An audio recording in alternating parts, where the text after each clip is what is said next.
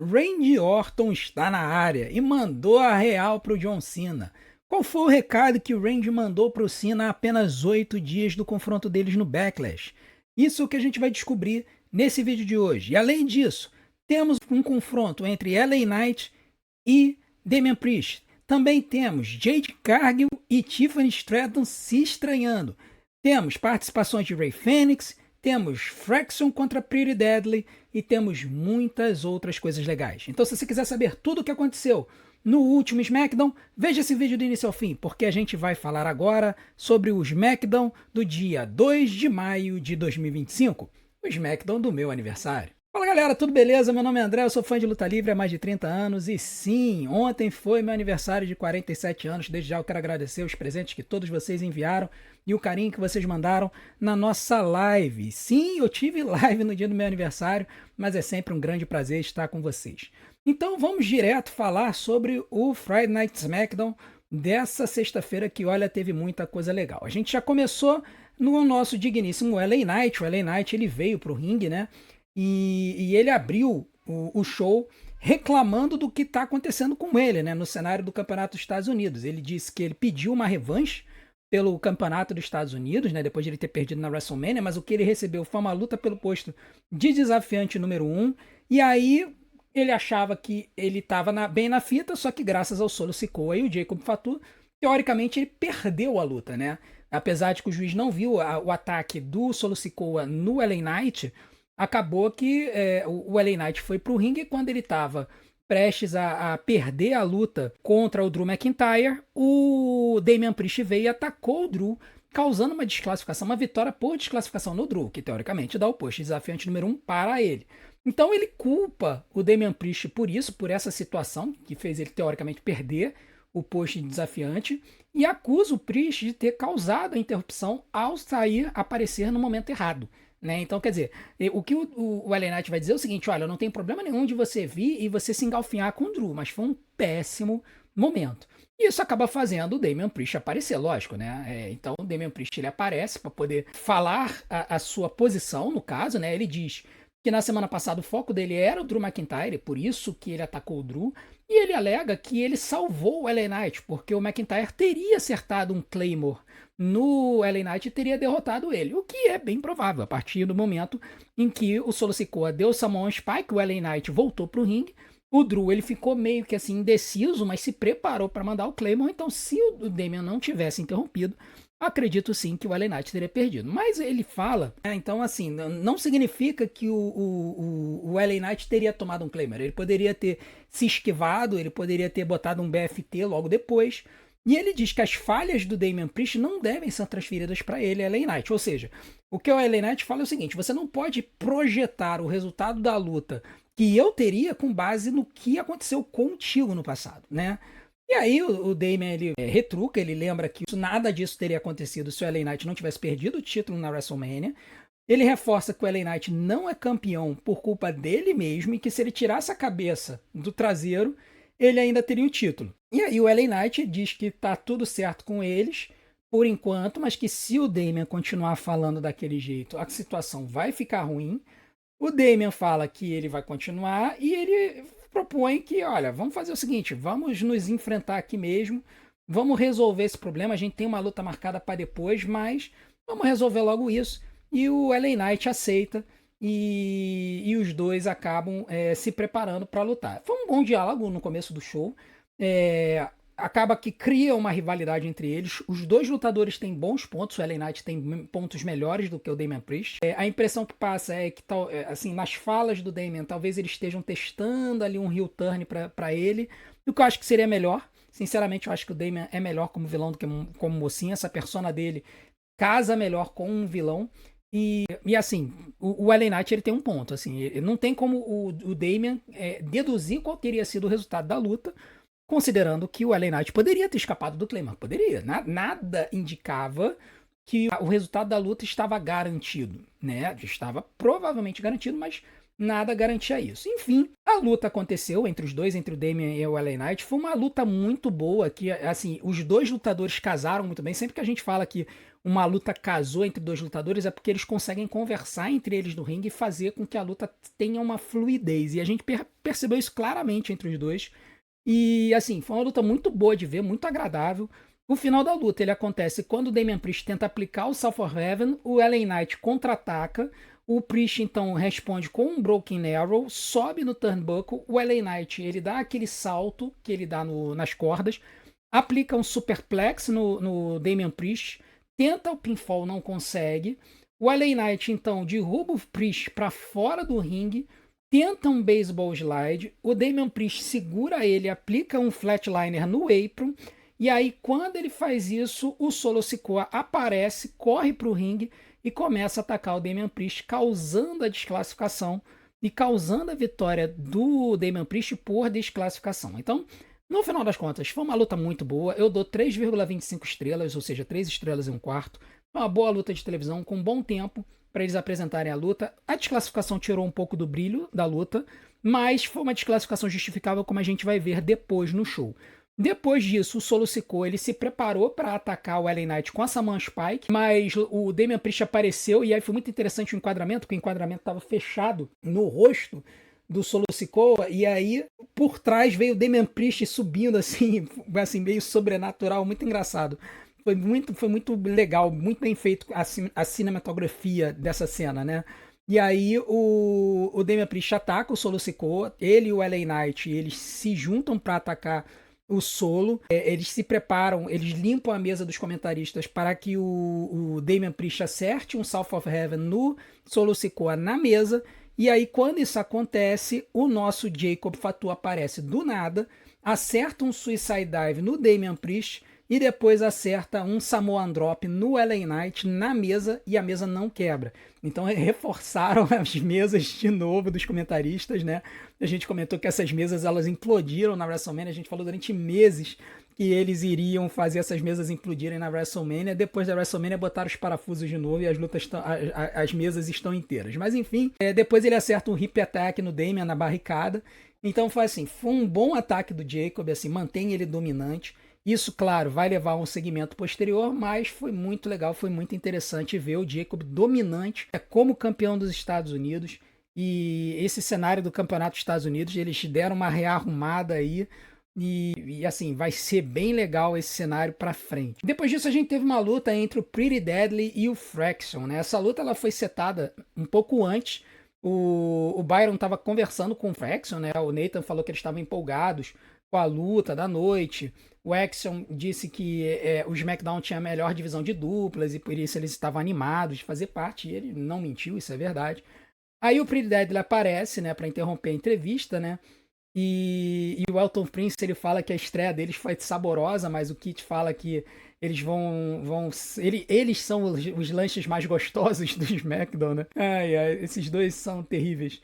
E aí os dois falam que queriam saber o quão bons eles eram e por isso eles pediram a luta contra o Fraction, né? Então a luta que veio depois também foi uma outra luta muito boa, deram um pouquinho mais de tempo pra eles. O Nathan Frazier no ringue, cara, é espetacular. O cara acelera que nem um louco. Eu acho que ele acelera quase tanto ou mais do que o Bron Breakker, apesar de ter metade do tamanho.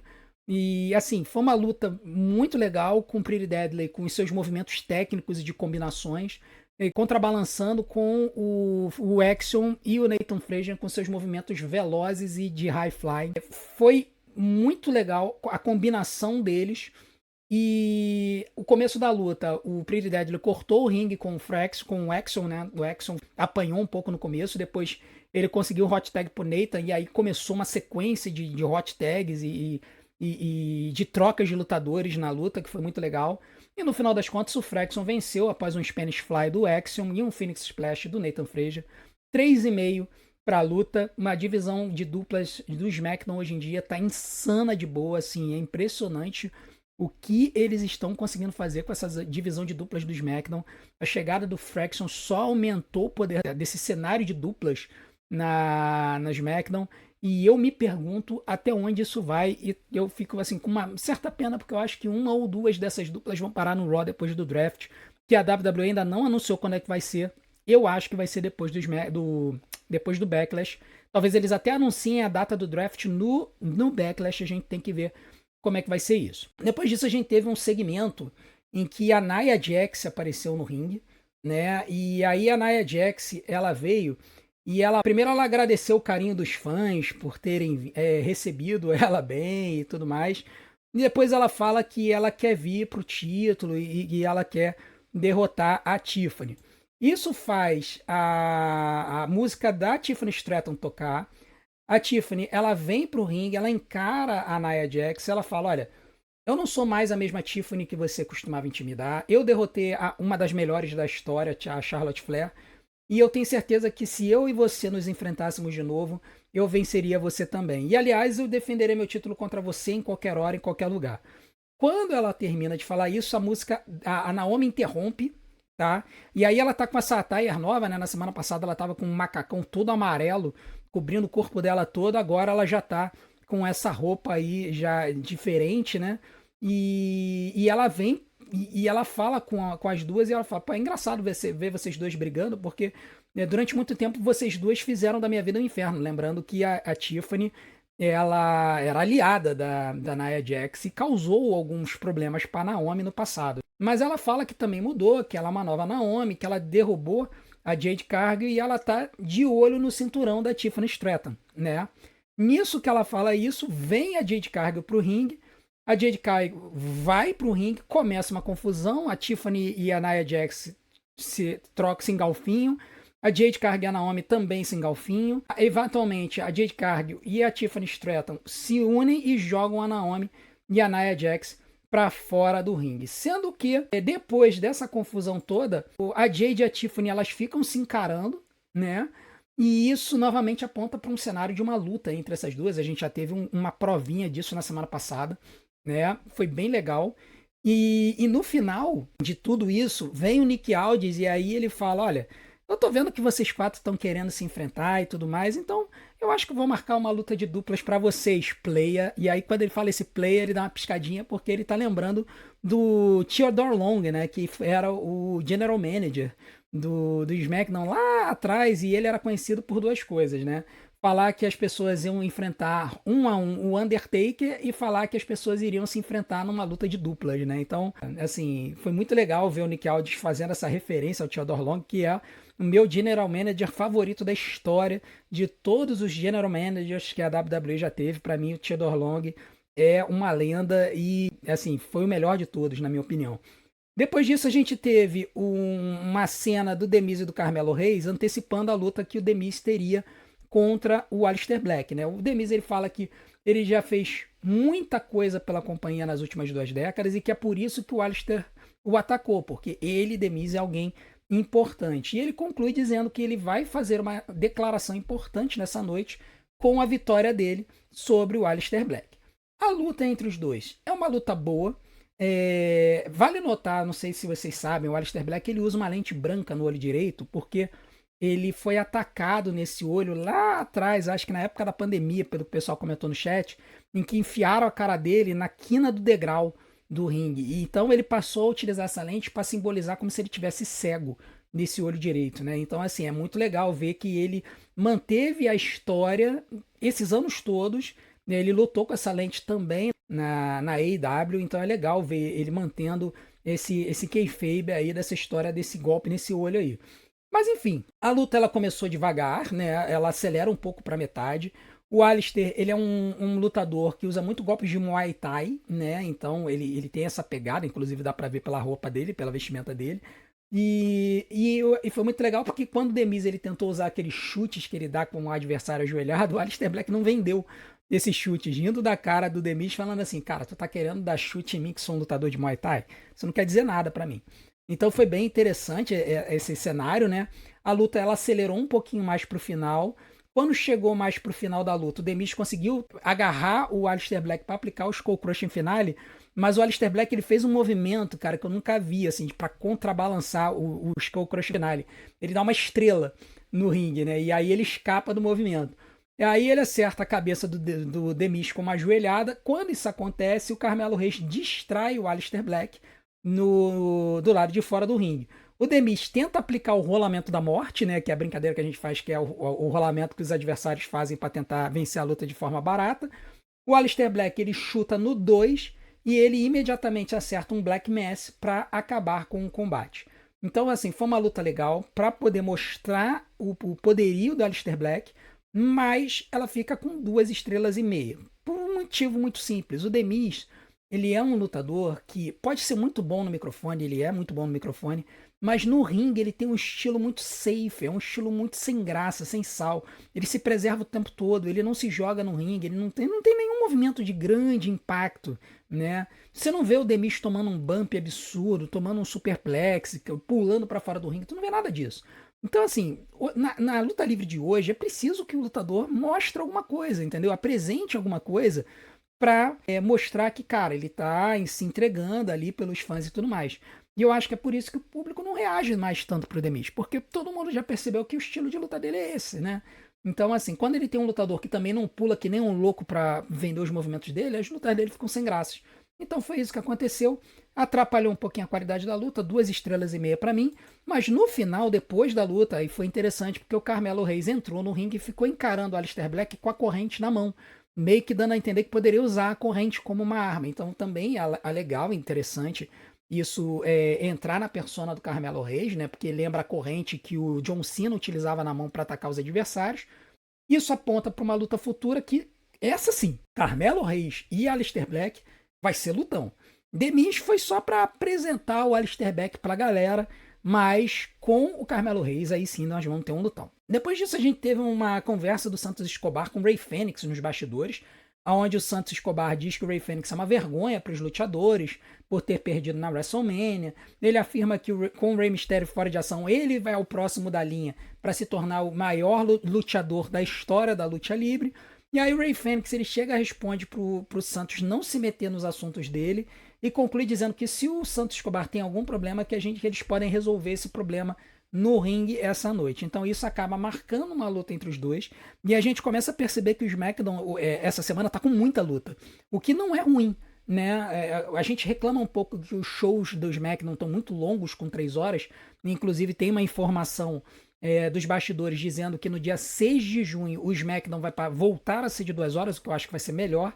Porém, eu não reclamo de um show que tem 6 lutas, mas se as 6 lutas foram boas, que não foi o caso nesse show.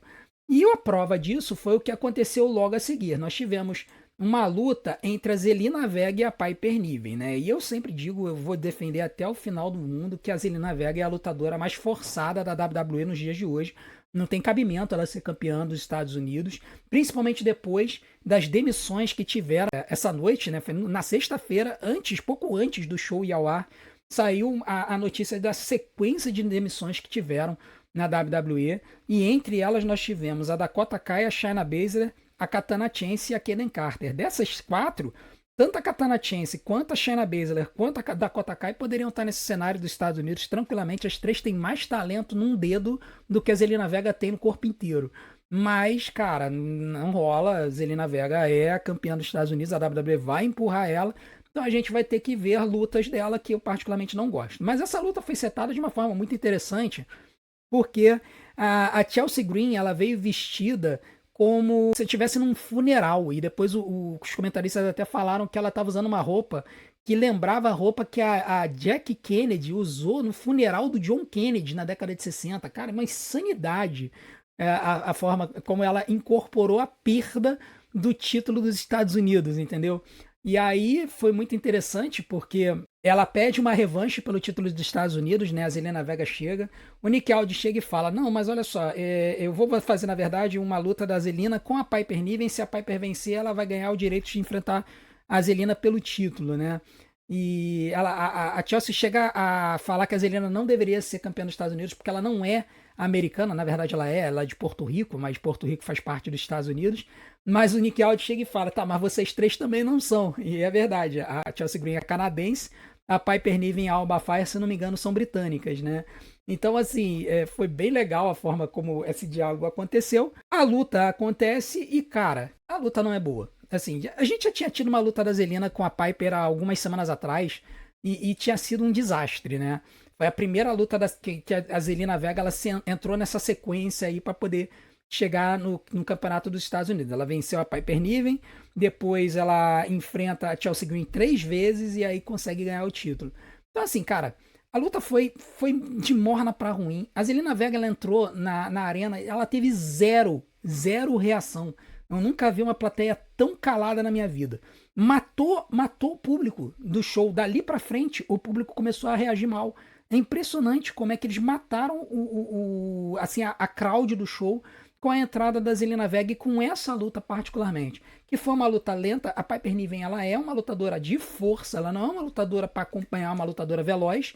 Então, assim, praticamente ela teria que lutar com uma lutadora que fica voando pelo ringue o tempo todo. E a Zelina não é essa lutadora. Então, sempre que a Zelina Vega e a Piper Niven lutam, a luta não casa, ela não dá certo. E foi o que aconteceu de novo.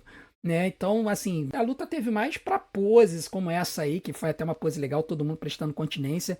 Mas, enfim, no final da luta, nós tivemos uma sequência em que a Piper ela contra-golpeia uma tentativa de Cold Red da Zelina. Ela tenta dar um powerbomb, mas a Zelina usa uma Huracanrana e vai para o 619. Na hora que ela vai para o 619, a Chelsea sobe no apron para distrair o juiz. A Zelina começa a discutir. Ela vai atacar a Piper. Quando a Piper vai atacar ela, a Zelina sai da frente e a Piper acerta a Chelsea Green, jogando a Chelsea para fora do ringue. A Zelina então ela vai para um rolamento da morte, seguido de uma ponte, e consegue a vitória. Assim, uma luta fraca, uma estrela e meia, o público zero reação, muito pouca reação, resultado previsível. E assim, eu não sei o que eles estão querendo fazer com essa história. Eu não sei se eles estão começando a pensar em quebrar o gabinete. Se eles fizerem isso é um absurdo. Eu acho que a Piper e a Alba Fire casam bem nesse grupo com a Chelsea Green. Eu espero que isso lá na frente aponte para vencer o Money in the Bank e a gente ter o cenário do gabinete carregando a maleta do Money in the Bank com a Chelsea como se fosse aquela maleta das armas nucleares que os presidentes dos Estados Unidos carregam. Acho que seria muito legal. E casa bem com essa persona aproveitadora da Chelsea Green. Vamos ver como é que isso vai seguir para frente. Depois disso, nós tivemos uma conversa do Nick Aldis repreendendo o Solo Sikoa e o Jacob Fatu nos bastidores por causarem confusão no SmackDown. Eles vivem se metendo nas lutas e tudo mais. E aí ele chega e anuncia, olha só, já que você está se engalfiando tanto com essa galera, o Jacob, vai enfrentar o LA Knight e o Damian Priest numa triple threat, ou seja, numa luta de ameaça tripla no Backlash pelo cinturão dos Estados Unidos. Nisso, o Solo Sikoa reclama e fala o seguinte, olha, isso não faz sentido. O Drew, ele ganhou a luta da semana passada pelo posto desafiante número 1. Então, o correto é que o Jacob enfrente o Drew. E aí o Nick Aldis chega e fala, é verdade, você tem razão. Então, esquece essa história da luta de ameaça tripla. Nós vamos fazer uma luta de 4 fatais. Então, no Backlash, nós teremos Jacob Fatu, Drew McIntyre, Damian Priest e LA Knight lutando. Com certeza vai ser lutão. E, assim, é legal porque finalmente a gente tem alguma coisa de interessante pro Backlash. Porque até agora a gente tinha algumas lutas meio modorrentas, né? Becky Lynch e Lyra Valkyria pelo Campeonato Intercontinental Feminino. Nós tínhamos a promessa, de repente, de uma luta entre o Jey Uso e o Logan Paul pelo o Campeonato Mundial Peso Pesado. Então, pelo menos essa luta aí parece que vai ser algo interessante. Vamos ver que bicho que vai dar. Mas o mais interessante foi quando o Jacob saiu, o Solo Sikoa fala que o Nick Aldis está querendo ferrar com o Jacob. E aí o Nick Aldis vira para ele e fala, não sou eu que tá querendo ferrar com o Jacob, é você. E aí a galera, né? A plateia deu uma levantada, o Solo Sikoa ficou olhando assim. E essa história aí vai ser bem interessante. Parece que eles estão realmente empurrando essa agenda desses dois se enfrentando pra frente. Eu acho que seria muito legal. Depois disso, nós vimos o Randy Orton vindo pro ringue, né? E, gente, olha, eu vou falar uma coisa pra vocês. Eu jamais imaginei, em tanto tempo de luta livre que eu tenho, que eu veria a cena do Randy Orton abraçando criancinha na entrada pro ringue. Cara, é impressionante. Assim, todo mundo fala que o Randy Orton ele mudou muito de quando ele era jovem para agora. Eu acredito que o casamento e a família mudaram muito com ele. E todo mundo que conversa com ele hoje em dia, assim, fala que ele é um cara muito gentil, um cara muito gente boa, é um cara que dá conselho para os mais jovens, e ele conecta com a plateia. Mas, cara, ver isso na frente das câmeras, Randy Orton abraçando criancinha, cara, eu jamais pensei que eu fosse ver o Legend Killer abraçando criancinha vindo pro ringue. Realmente a gente tá num mundo bizarro, não tenho o que dizer. Mas assim, o Randy ele fala que não se importa se o show tá com 2 horas, ele dá boas-vindas ao Friday Night SmackDown. E aí ele começa a falar direto pro Cena, né? Dizendo que ele, enquanto o mundo não via quem o Cena era, ele via há 20 anos. E aí ele tá falando da rivalidade entre eles, né? Dizendo que o Cena era arrogante, egoísta, mimado, apenas um brinquedo brilhante manipulado pelos verdadeiros mestres dos bastidores, né? E ele está claramente falando do Vince McMahon. Ele chama o Cena de um personagem de desenho animado na vida real, que ao contrário dele, o Orton sempre se apresentou como uma pessoa fiel a ele mesmo. E isso é verdade. O Randy ele nunca teve um gimmick, ele nunca teve uma persona. Sempre foi ele, né, atacando as pessoas de forma feroz, né, como o Legend Killer e tudo mais. Ele diz que o Cena sempre se interessou apenas em fama e dinheiro, nunca se interessou pelo público.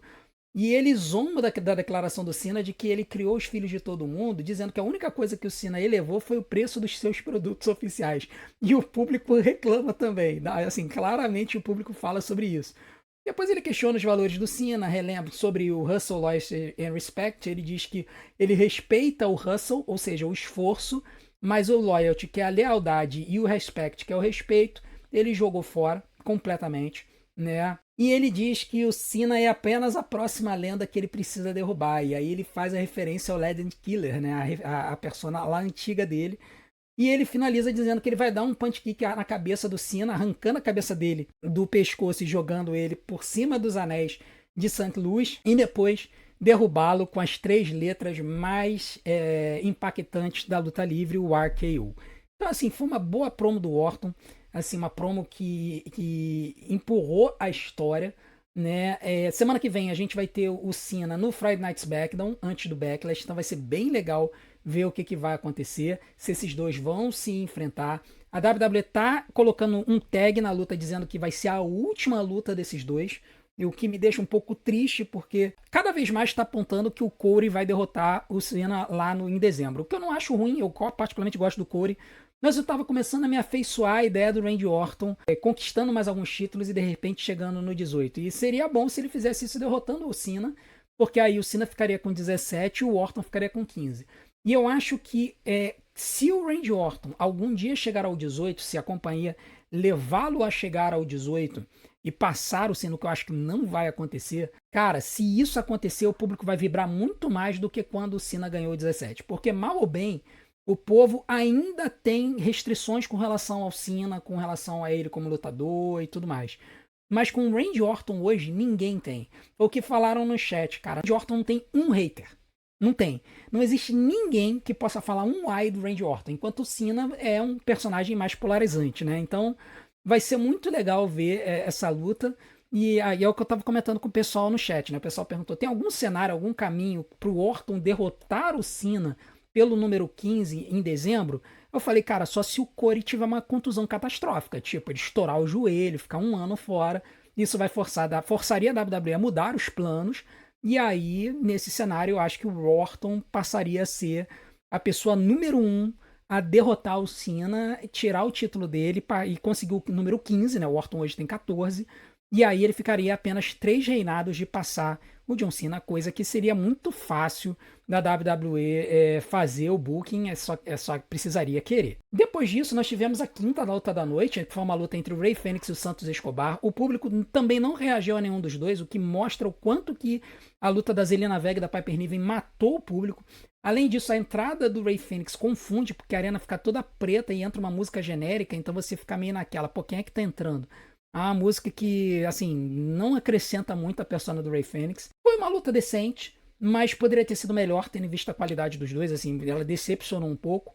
No final, o Rey Fênix, ele acertou uma sequência de chutes, né? Ele deu um chute, depois deu um adiós amigos, que é aquele golpe, aquele chute que ele dá correndo nas cordas, e o ângulo da câmera não, aí já não pegou legal, pegou de lado, e aí mostrou que, na verdade, o Rey ele não chuta o Santos, ele raspa na cabeça dele, e depois ele acerta um meteora do topo da corda para derrotar o Santos Escobar.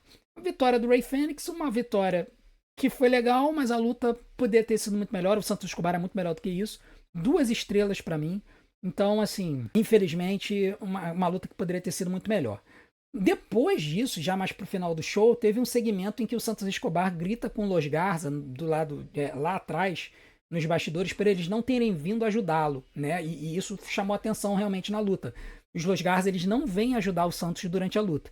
Aí o Andrade aparece, fala que não gosta do Santos, que ele não liga para os dois, pro Burt e pro Garza. O Santos reclama um pouco, manda os dois virem. O Garza vai, mas o Burt espera e fica olhando pro Andrade. E aí o Andrade fala: olha, abre teu olho, abre tua mente, tudo mais. O Burt faz um sinal de positivo, enquanto que o Santos Escobar grita para ele ir. Então eu tô achando bem legal essa historiazinha aí do Andrade e do Santos com os Los Garza. Não sei no que isso vai resultar, se eles vão separar a dupla.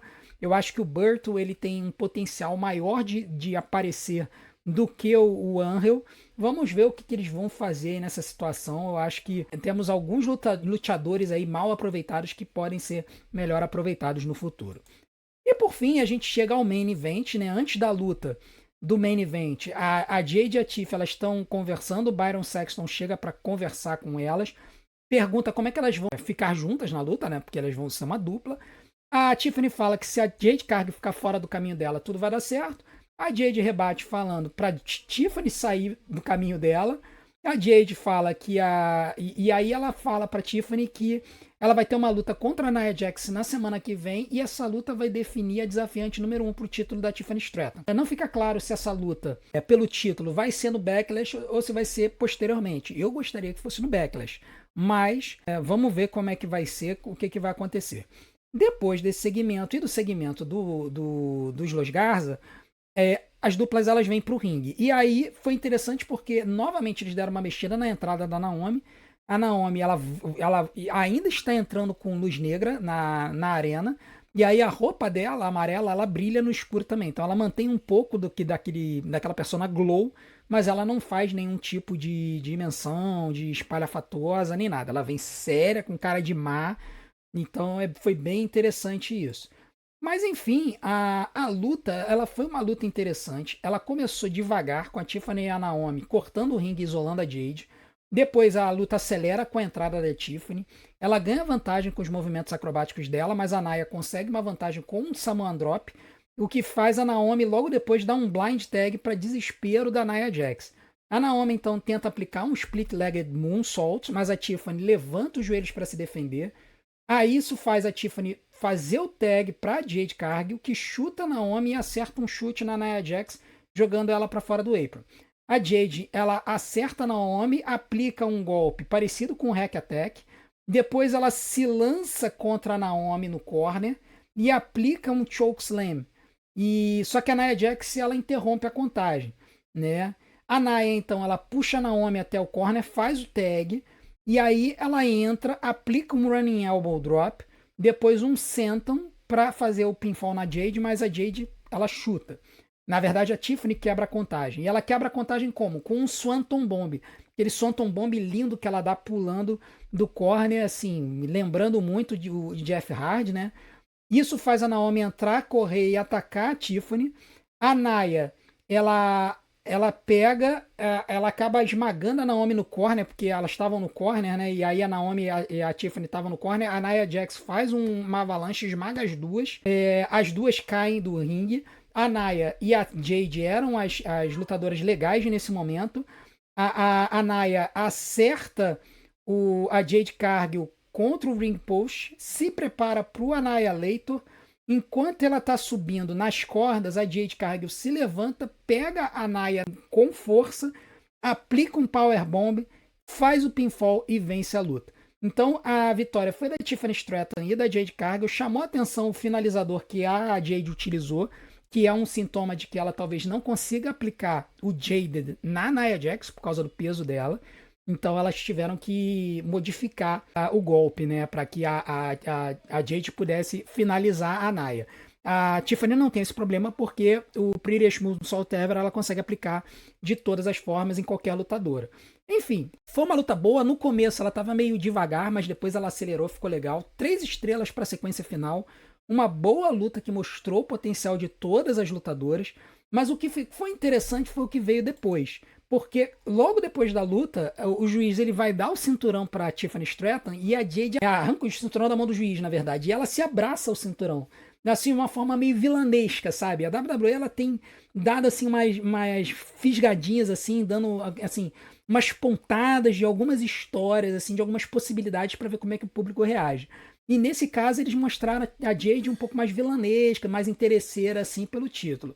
A Tiffany pede o cinturão de volta, a Jade cede, mas depois agarra ele e elas ficam meio que num cabo de guerra com a Tiffany com o cinturão.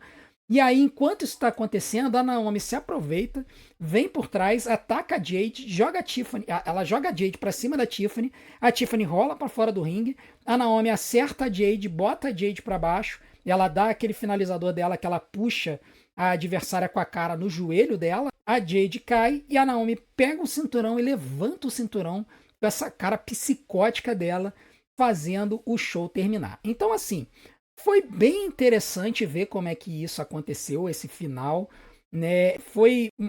A cena da Naomi com o cinturão casou muito bem. Aliás, com todas as lutadoras no ringue, a cena delas com o cinturão casa muito bem. A Jade Cargill com o cinturão também casou muito bem. Mas a Naomi, com aquela cara de psicótica dela, levantando o cinturão, cara, foi uma coisa de louco. E se eles tiverem coragem, eu acho que eles botam esse título na Naomi em algum momento esse ano e, cara, vai casar muito bem. E eu acho que seria perfeito para poder depois passar o título para Jade Cargill, né? Para que, mesmo que a Naomi servisse de campeã transicional da Tiffany Stratton para Jade Cargill, eu acho que seria brilhante, porque a Naomi merece mais um campeonato só pela forma da persona que ela tá apresentando. Lutadora, a gente sabe que ela é uma boa lutadora, mas essa persona dela tá inacreditável e acho que essa cena aí seria muito legal de ver no futuro. A nota do show, gente, sinceramente, foi um show de nota 6,5. No show, durante a live, eu dei 6. Eu achei um show fraco. Muita gente deu 3, 4, 5, mas eu acho que o início do show foi bom. Depois, da Zelina Vega pra frente, deu uma morrida, mas o main event compensou um pouco, principalmente pelo final. Então eu dou nota 6,5 pro show. Eu vejo um cenário do SmackDown com potencial de melhora. Nós temos aí algumas fields bem interessantes no SmackDown que eles só precisam trabalhar com lutas melhores e tudo mais. Mas, poxa, nós temos o cenário do campeonato feminino, que tá muito bom. O cenário do campeonato de duplas, que tá absurdo de bom. Nós temos o campeonato da WWE com John Cena e Randy Orton. E essa história do John Cena carregando o título até o final do ano, provavelmente. Nós temos o cenário do campeonato masculino dos Estados Unidos, que também eles deram uma renovada aí, colocando Damian Priest e o Drew McIntyre nesse cenário.